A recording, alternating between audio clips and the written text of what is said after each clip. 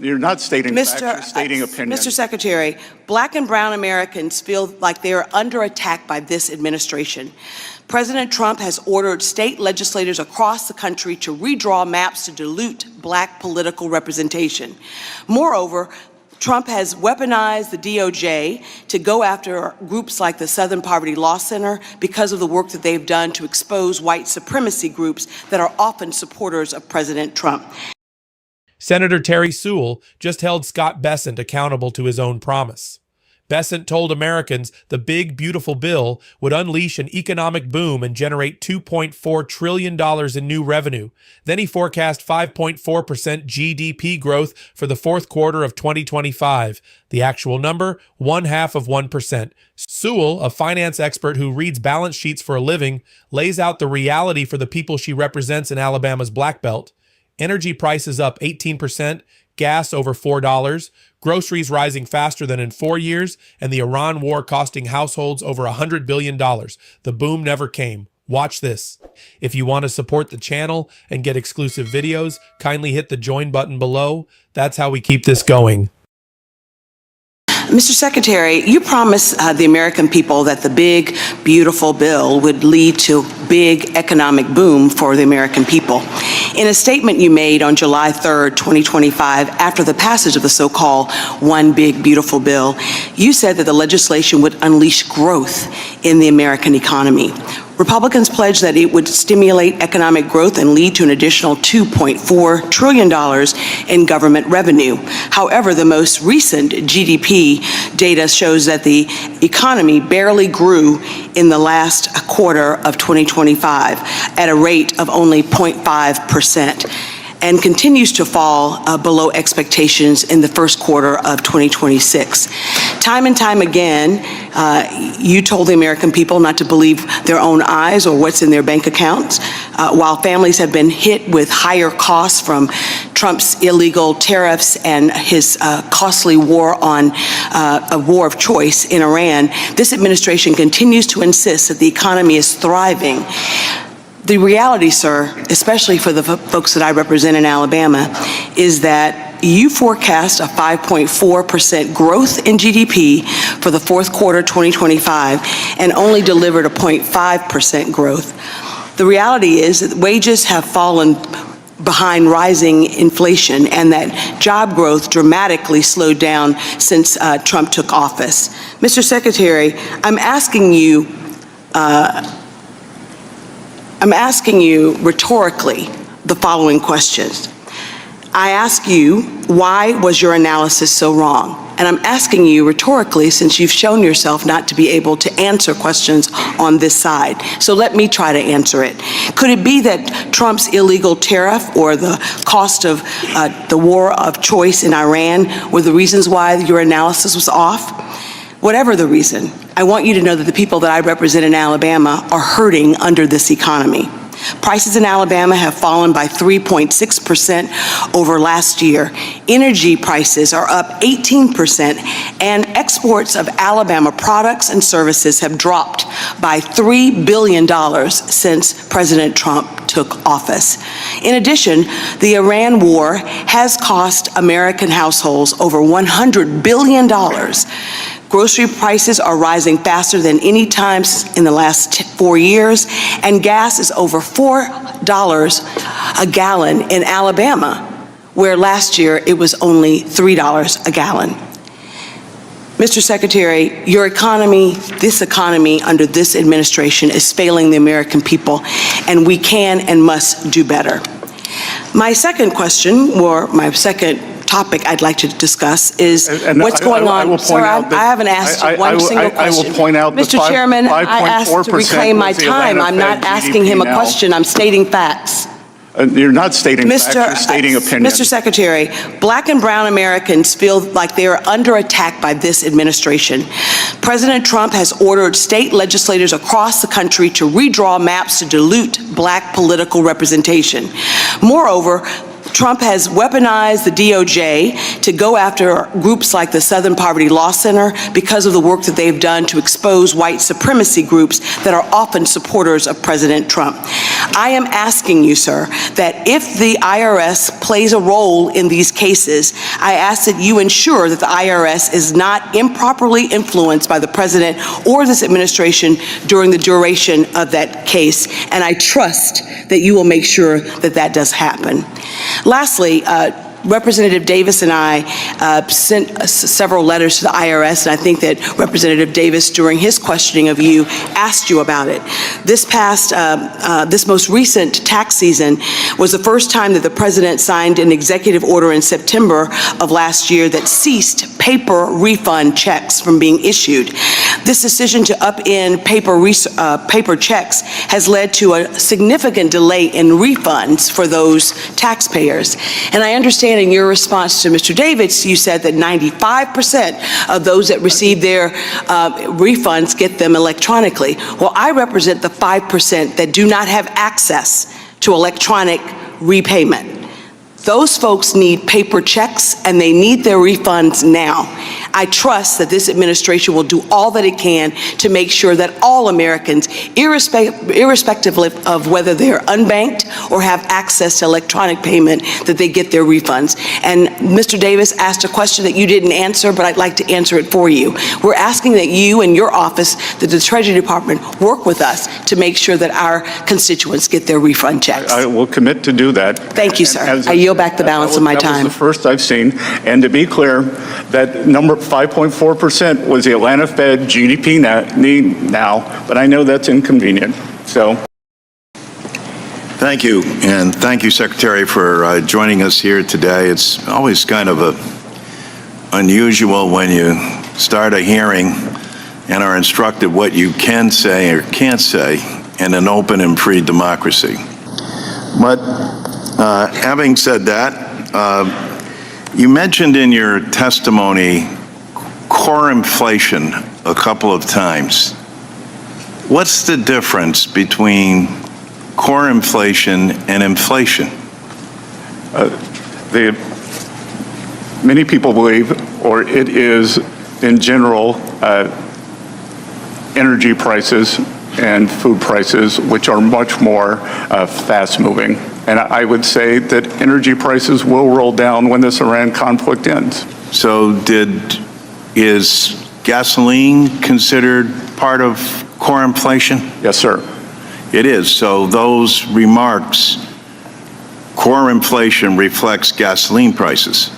Core inflation reflects the underlying trend in inflation and whether that inflation has become endemic to the system as it did during President Biden. Has the war in Iran had anything to do with core inflation? Sir? Does the war in Iran have anything to do with core inflation? Or you can't answer that, or either, or are we precluded from asking that? Well, I'm not sure what the question is. Let me make it as simple as I can. Does the war in Iran, are you with me? Does the war in Iran thus far have witnessed the rise in gas prices as it caused?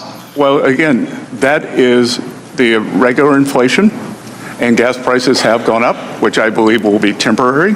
So gas prices have gone up, but you believe they're temporary. Core inflation has dropped 0.5% since President Trump came to office. Geez, you know, when I'm home in my district, I'm going to just tell those people, geez, you know what? You've missed this whole thing. Don't you understand core inflation?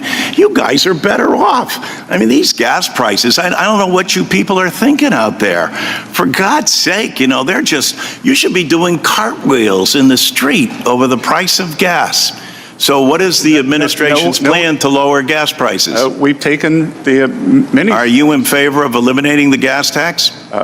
We have moved to. Are you in favor of eliminating the gas tax? We would like to work. Are you able to answer that, or is that not answered? Well, if I'm not interrupted, I can, Congressman. Well, I'm waiting for your answer. We have asked Congress to move to eliminate the gas tax. That is done through statute. You have moved that. So you're in favor of eliminating the gas tax. We have asked for that. So we can join bipartisanly today because you're in favor to eliminate the gas tax. Again, the White House has asked for it, sir. They have? Why isn't it before the committee for a vote? I don't run the agenda. Well, it's good to hear that we're in favor of something that we can work on bipartisanly that will help relieve people who need it the most.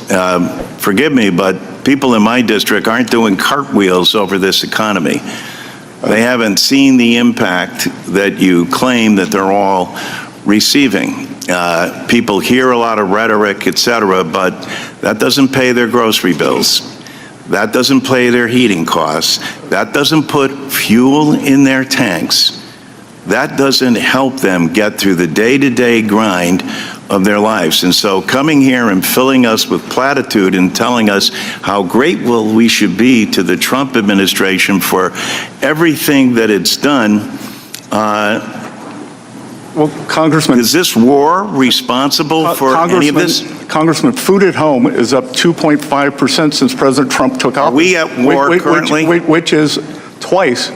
Are we It's at up war twice that much currently? every year under the Biden administration. Are we at war currently? That the conflict has been halted. The conflict has been halted.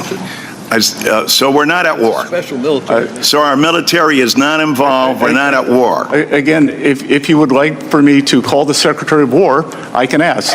I'm the Secretary. So as part of the administration and as part of this, we're not at war. How in God's name, if we can't answer any questions at all, and I don't know, maybe there were some special orders where we're not allowed to these questions or not, we ought to make that clear. Are we at war or not? I'm asking as relation to the cost of going up for oil and gas. That hasn't risen? Has it risen because of the war? It did rise because of the conflict, yes, sir. The conflict. So that's what we call it. Our people go into battle and lose their lives. Mr. Larson, your time has expired. Let's be absolutely clear about what Terri Sewell just exposed.